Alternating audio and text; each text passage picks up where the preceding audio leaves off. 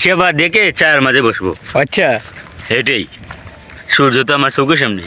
Hello guys, আসসালামু আলাইকুম, welcome to my new blog. তো আজকে আমরা সব বন্ধুরা মিলে একটু ঘুরতে বের হয়েছিলাম। আজকে আমরা সারাদিন অবসর, সেজন্য আমরা সবাই মিলে একসাথে ঘুরতে বের হয়েছি। আজকে আমরা আমাদের হাওর অঞ্চলটা ঘুরে দেখব। তো আমরা অনেকক্ষণ হাঁটতেছি, হাঁটতে হাঁটতে এক পর্যায়ে আমরা চলে আসলাম হাওরের কাছাকাছি। তো সেখানে গিয়ে আমাদের চোখে পড়লো এক ধরনের ফুল, যেটাকে আমরা জার্মানির ফুল বলি। তো আপনারা কি বলে এটাকে জানেন, আপনারা সবাই কমেন্টের মাধ্যমে জানিয়ে দিবেন। তো এই দেখেন গাইজ আমাদের হাওর। তো এই জায়গায় এসে আমরা আজকে দেখতেছি অনেক জার্মানির ফুল। তো এই যে হাওর গাইজ, এই হাওরটা আসলে এটার নাম হচ্ছে দেখার হাওর। আর এইদিকে আছে গাইজ একটি বাড়ি, ওই বাড়িতে এসে আমরা সবাই প্রত্যেক দিন আগে বড়ই খেতাম। তো এখন মুস্তাকিম গান গাইতেছে, শুনুন সবাই।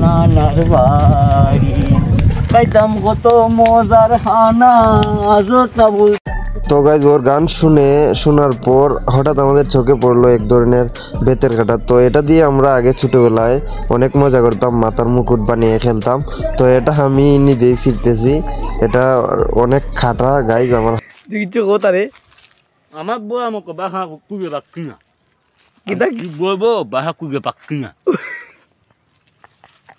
গাইজ। আমি এদিকে কাটা চিরে আমার হাত দিয়ে রক্ত পড়তেছে, আর ওইদিকে মুস্তাকিম মারুফ মিলে আমার সাথে মজা করতেছে।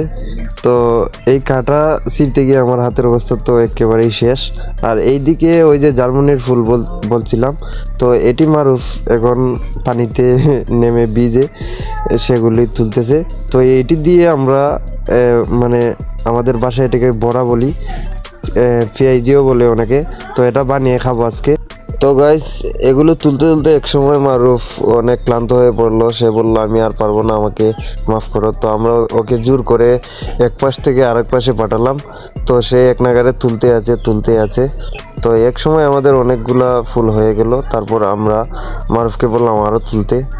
ও এই পাশ থেকে নেমে এখন অন্য পাশে যাবে, আর আমি গাইস এইদিকে হাঁটতেছি আর বসে বসে গান গাইতেছি, আর ওরা মানে পানিতে নেমে কষ্ট করে ফুলগুলো তুলতেছে।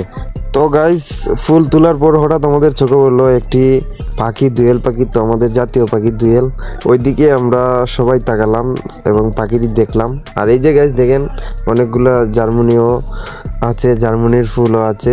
তো আমরা সেটি নিতে পারতেছি না, কারণ এগুলো অনেক পানি আছে, এই পুকুরে অনেক পানি আছে।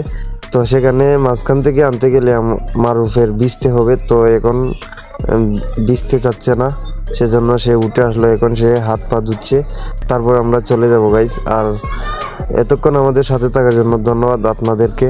আমাদের ভিডিওটি ভালো লাগলে অবশ্যই লাইক দিয়ে আমাদের পেজটি ফলো করে রাখবেন। এরকম নতুন নতুন ভিডিও আমরা আপনাদেরকে উপহার দিব। ধন্যবাদ সবাইকে।